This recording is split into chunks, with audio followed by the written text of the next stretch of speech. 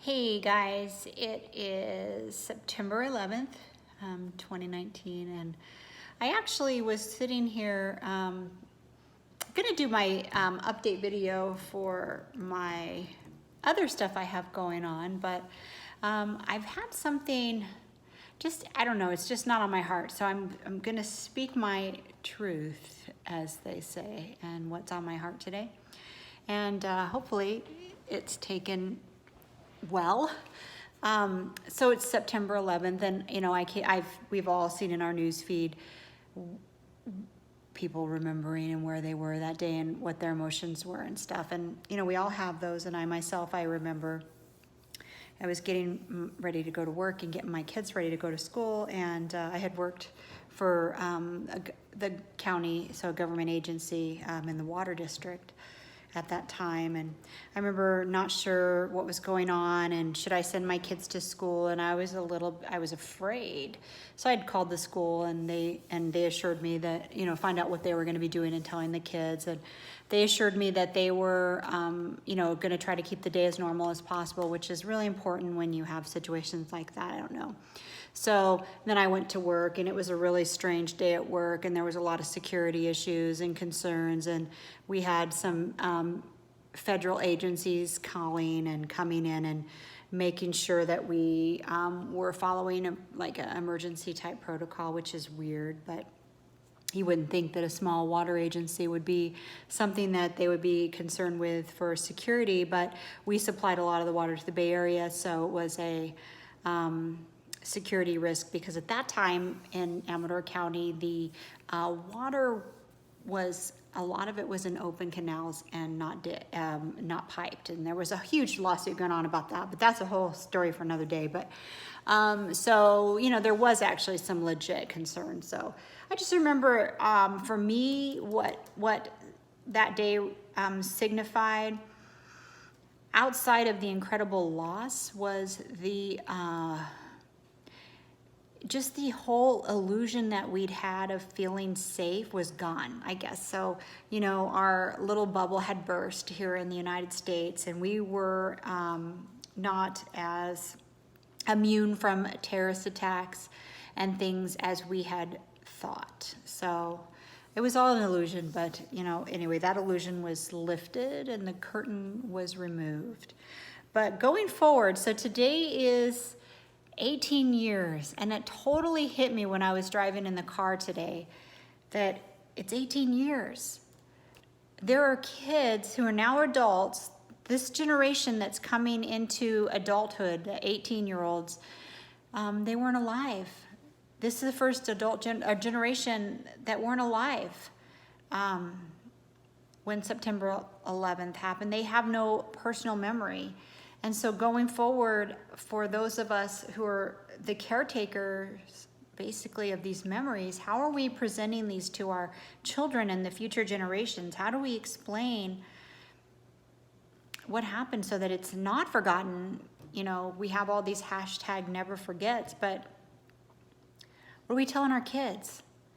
And what will they tell their kids? And so I just think that's really important. And also, you know, for me personally, what I feel and what I tell and what I will tell you, and you can agree with it or you can disagree with it, because it's okay. We can agree to disagree. Is what the ultimate culmination of hate can do is what happened on September 11th and continues to happen throughout the world. We're by no means immune. It's happening everywhere.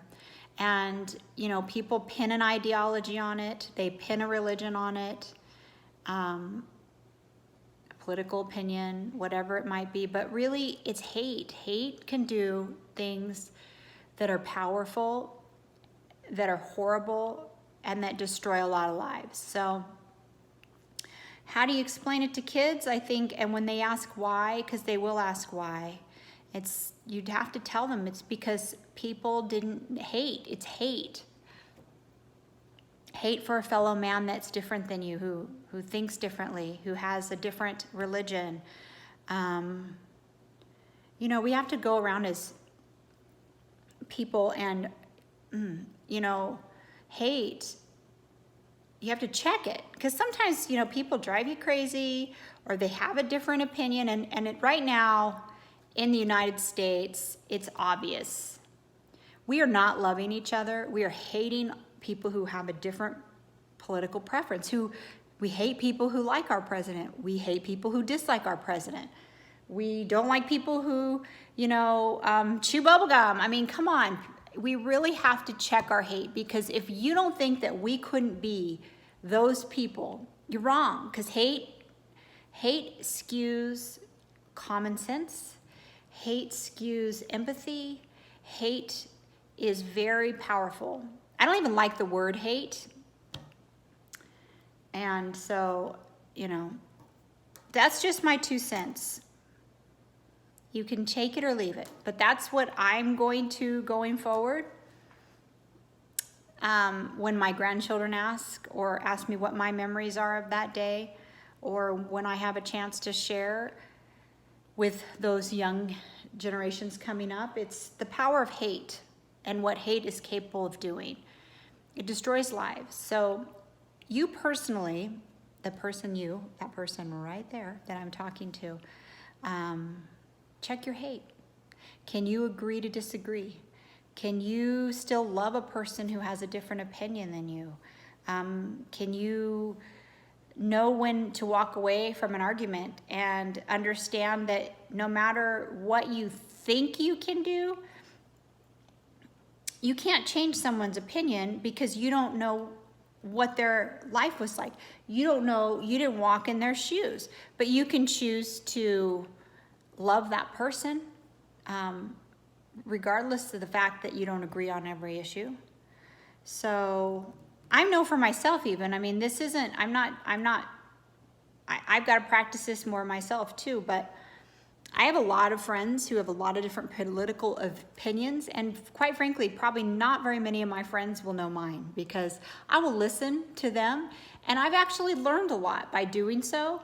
And that doesn't mean that it changed my opinion, but it helped give me a larger, broader perspective on where they got theirs from. So I guess that's my 2 cents. So take it or leave it. And go out today and be kind and compassionate to people, except for people who cut you off in traffic. Don't be kind. I'm just teasing. Even those bad people who are bad drivers and cut you off or, do stuff to you while you're trying to drive. I'm going to plead the fifth, but I'm talking from myself too. We just got to be more loving, I guess. And that's the lesson that I'm sharing today. And that's my perspective. So I was going to update on my surgery, but I'll do that another day. I just felt this was important. Maybe it is, maybe it isn't. So have a great day.